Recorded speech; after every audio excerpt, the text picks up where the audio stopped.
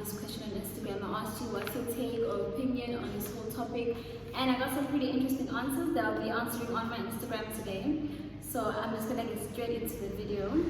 Guys, we all know that we live in a world where like sex and everything like that is everywhere. Like it's literally everywhere. You go on your phone, you're scrolling on Instagram, Facebook, and you see posts that are related to that. It's literally everywhere, and you have access to websites that are purely for that purely serve the purpose of basically selling and advertising sex.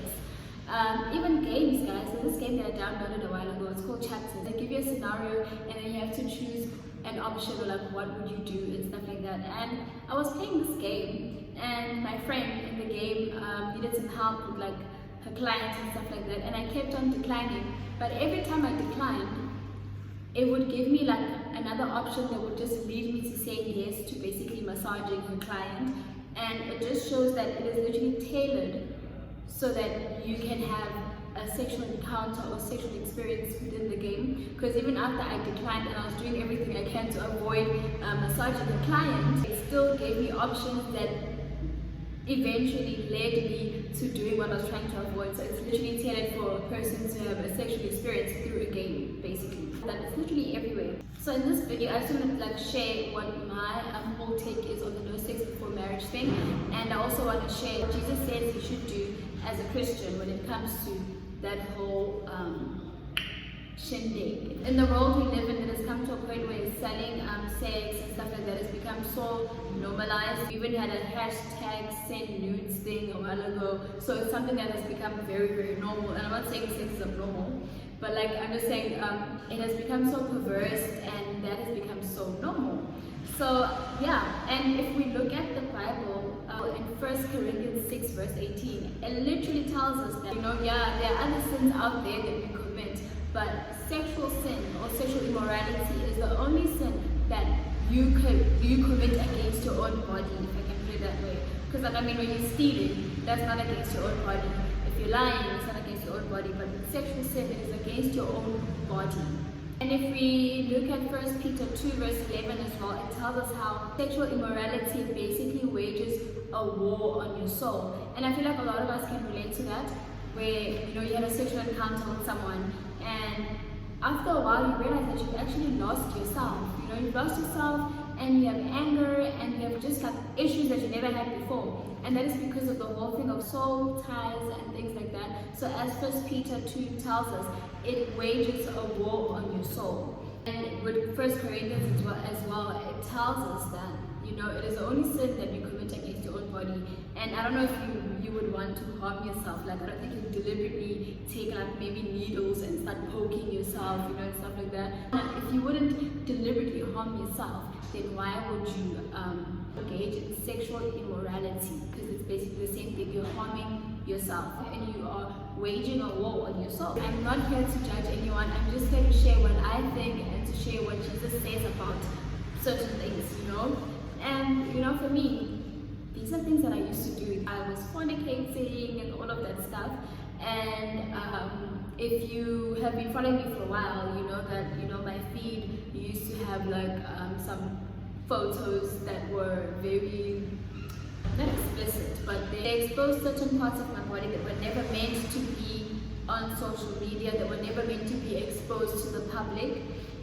So I've had my fair share of, sexual immorality, and that is why I want to come here and talk to you guys, because I have experience with this, and God's goodness and saving grace has just really made me see sex in a whole different way and stuff like that. And I thank God for opening my eyes, because if He hadn't opened my eyes, I would still be living how I was living before. And the game changer for me, or let me say my turning point, was when I read a verse that was talking about how we are the temple of God. And those are things that we know very. Those are things that we know in any case, that I'm the temple of God and stuff like that. I knew that. So but then when I read this verse, it basically said, imagine you sleep with a prostitute and you guys exchange all of that, because when people are having sexual intercourse, a lot of things get exchanged. The verse was basically saying, imagine that you're having sex with a prostitute, and then you come back and you join that to the body of Christ, because you know, as the church or as the bride, we are the body of Christ. And then you join that piece back into the body of Christ. And when I read that, I was like, okay, no, I don't want to do that. I don't want to do bad things. I don't want to sin, you know, and then come and join that to the body of Christ. I just felt like I was making it dirty. I was making the body of Christ dirty, and that was my turning point. And I was okay, this is it. I'm going to stop. But obviously, this all came after my boyfriend suggested that we become celibate. So then, you know, I changed, and my boyfriend and I are celibate. We've been celibate for about 4 months now.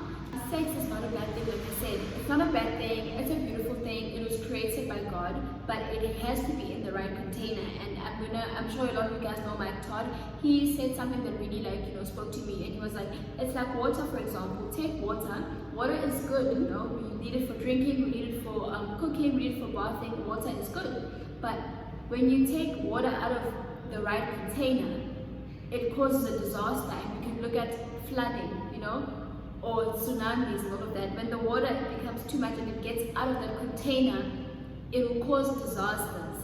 And it's the same thing, where sex is good, but in the right container, and that container is marriage. But take it out of that. If it's done out of that, then it causes a disaster. Like the verse was telling us, it wages a war on your soul, and it's a sin that you're committing against your body.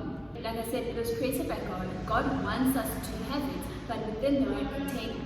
In Genesis 1, he tells us, you know, be fruitful and multiply, have lots of children. He's basically saying, you know, engage in sexual activity, but with your wife or with your husband. You know, that's why he created Adam and Eve, and then he said, be fruitful and multiply. You know, he didn't say, Adam, here's Eve, here's Steve, here's Joanna, do what you must. No, he created Adam and Eve and he said, be fruitful and multiply. And that's what he wants us. He wants us to engage in sexual intercourse, but for the right reasons and within the right container.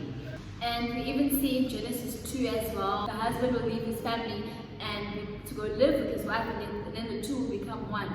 And that's also just not just relating to, you know, oh, they're married, so now they're like one person, but also when they consummate the marriage, they become one person. Because why? Because of soul ties and because of the exchange that happens during sexual intercourse. So the two of them become one, you know. So now imagine if you are busy connecting with Stacy, Liam, John, Tabiso, Sfiso. You're busy connecting all of these people. By the time you find a husband or you find a wife, you're going to be full of all of these people, but not of yourself, because they would have taken away from your soul, you know, as you were engaging in these acts with all of these different people. So guys, I'm just here to tell you that one, sex is a beautiful thing. 2, it was created by God. He wants us to have it in the right container, which is marriage. And you know, just because you've had it doesn't mean there's no chance for you. Like I said, I used to do these things, but look at me now, I'm not doing that. Just because you have done it before or you're still doing it now doesn't mean that, oh my gosh, no, you're gonna die and stuff like that.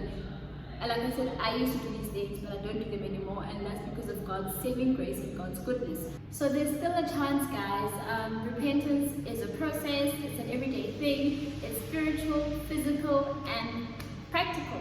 Repentance is like another video, so I will just make it next week's video. That's it for me. Thank you guys for tuning in. I hope you enjoyed the video. Please like, share, comment, and subscribe.